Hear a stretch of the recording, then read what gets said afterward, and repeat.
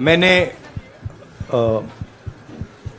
आप सब से काफी बार बोला है कि हिंदुस्तान में लोकतंत्र पर आक्रमण हो रहा है और इसका हमको हर रोज नए नए उदाहरण मिल रहे हैं। सवाल मैंने एक ही पूछा था,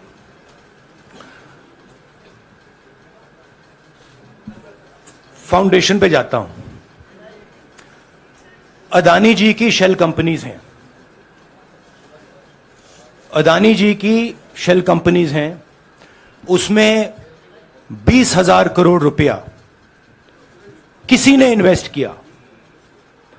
अदानी जी का पैसा नहीं है, का पैसा नहीं है। अदानी जी का इंफ्रास्ट्रक्चर बिजनेस है, पैसा किसी और का है। सवाल यह है, ये जो 20,000 करोड़ रुपए हैं, ये किसके हैं? ये सवाल मैंने पूछा।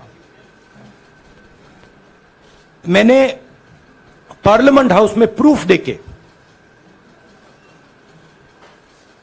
जो मीडिया रिपोर्ट से मैंने निकाला, अदानी जी और नरेंद्र मोदी जी के रिश्ते के बारे में डिटेल में बोला। रिश्ता नया नहीं है, रिश्ता पुराना है। जब नरेंद्र मोदी जी गुजरात के सीएम बने थे, तब से रिश्ता है और उसके बहुत सारे पब्लिक प्रूफ्स हैं। हवाई जहाज में मैंने फोटो दिखाई, नरेंद्र मोदी जी बड़े कंफर्ट में बैठे हुए थे अपने दोस्त, अपने मित्र के साथ। पार्लियामेंट में मैंने दिखाई। यह सवाल मैंने पूछा। फिर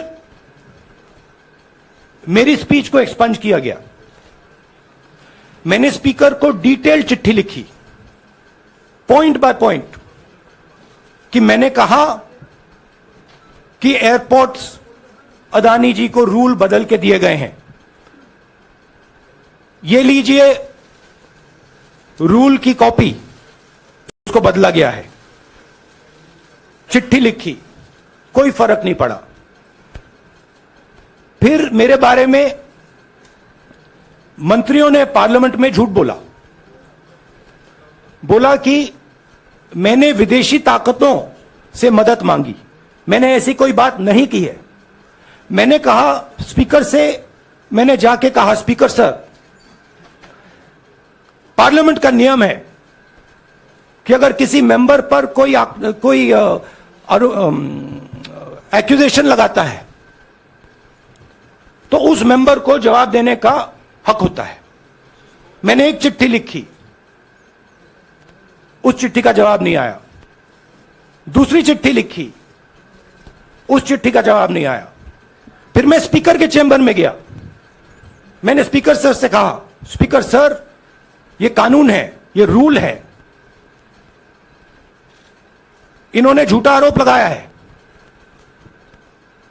मुझे आप बोलने क्यों नहीं दे रहे हैं? स्पीकर सर मुस्कुराते हैं, कहते मैं नहीं कर सकता। और फिर उसके बाद आपने सबने देखा क्या हुआ। सवाल पूछना मैं बंद नहीं करूंगा। नरेंद्र मोदी जी का अदानी के साथ क्या रिश्ता है और 20,000 करोड़ रुपए किसके हैं, मैं पूछता जाऊंगा। मुझे कोई डर नहीं लगता इन लोगों से। और अगर ये सोचें कि मुझे डिस्क्वालीफाई करके, धमका के, जेल में डाल के मुझे बंद कर सकते, नहीं, मेरी वो हिस्ट्री नहीं है। मैं हिंदुस्तान के लोकतंत्र के लिए लड़ रहा हूं और मैं हिंदुस्तान के लोकतंत्र के लिए लड़ता रहूंगा। किसी चीज से नहीं डरता हूं, यह सच्चाई है।